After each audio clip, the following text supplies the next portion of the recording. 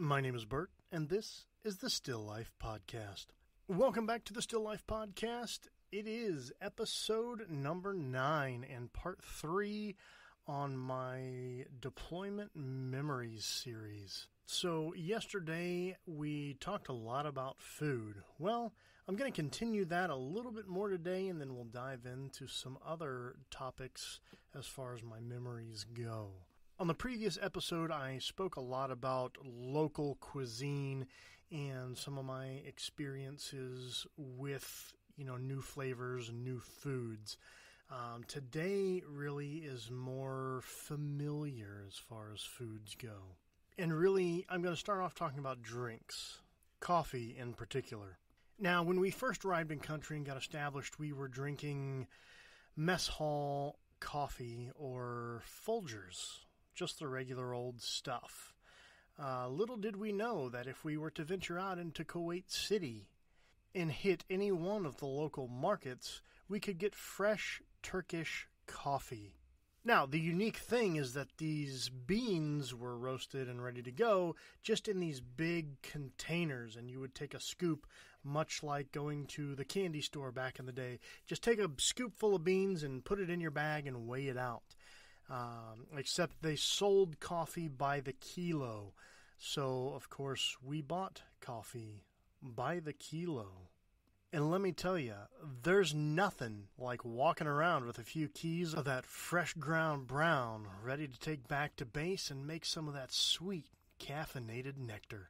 It was so good that prior to leaving country to return back to the States, I brought back 3 kilos of whole beans, so that I could have some when I got back, because I knew I would probably never again get to experience such fresh, rich, aromatic, and beautifully tasting coffee anywhere in the United States.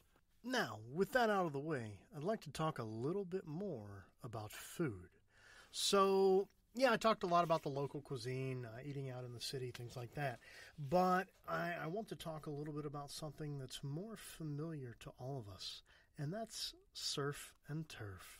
You heard correct. Shortly after we officially declared war on Iraq, it was about every day for the first couple of weeks we had surf and turf.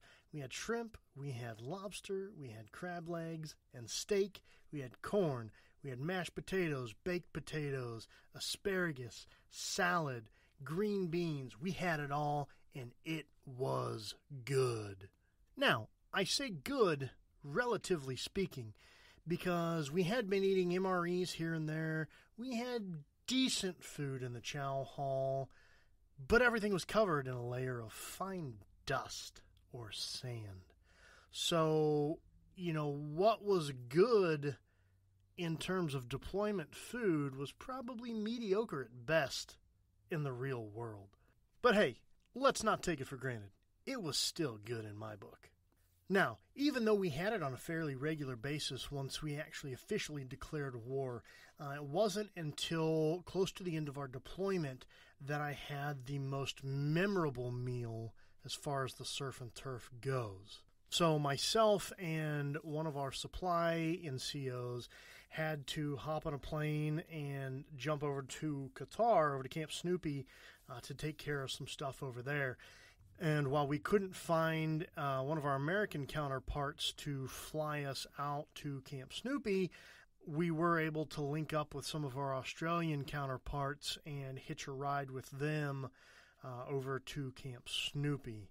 That in and of itself was an experience. Hopping on a C-130J with an Aussie crew, a lot less formal than our guys, and they didn't seem nearly as concerned about safety in flight. They fed us, they gave us drinks, they were incredibly hospitable, and it was a very enjoyable short flight with the Aussies.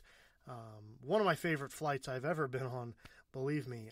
It was a lot of fun. Really enjoyed it. However, so we get back to Qatar in time for midnight chow. Most people for the day had already clocked in, went to bed. There were a few people working the night shift, and man, we were freaking starving. So like, you know what? Let's go hit up midnight chow. We'll go to our tent and offload and call it a night. So we head down to the dining facility, and we get down there. There is no one in there. It is completely empty.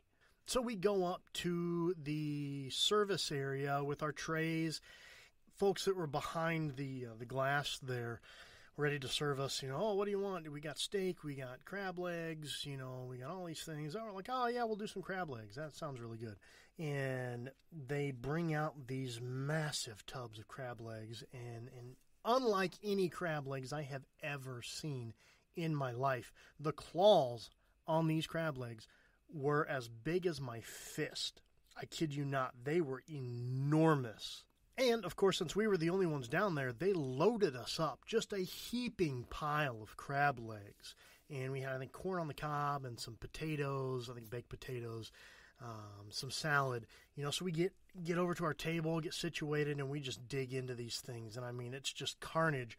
There's, shell pieces and meat and butter and lettuce and potato just strung everywhere. It was quite the scene. But it was just phenomenal. And, of course, it was so good, and we were so hungry that we were able to go back up for more. I think by that time, the time we finished our first round, there might have been 3 or 4 other people in the dining facility, but that was it. So, again, a second heaping plate of these gigantic crab legs, crab claws. Just unbelievable. I mean, we ate till we were absolutely stuffed. And then there was ice cream, but not just any ice cream. Baskin freaking Robbins ice cream in the dining facility in Qatar. Oh, man. Oh, it was a good day. Got a good night, I guess. While they didn't have 31 flavors, they did have 8. And that was perfectly fine. So I had chocolate fudge ice cream, I think chocolate fudge and a scoop of pistachio ice cream. And it was the best ice cream I'd ever had because it was a taste of home. Now, I was absolutely, completely stuffed in every sense. By the time I finished the ice cream, we grabbed a cup of coffee and headed to our tent and got our gear unpacked and crashed for the night.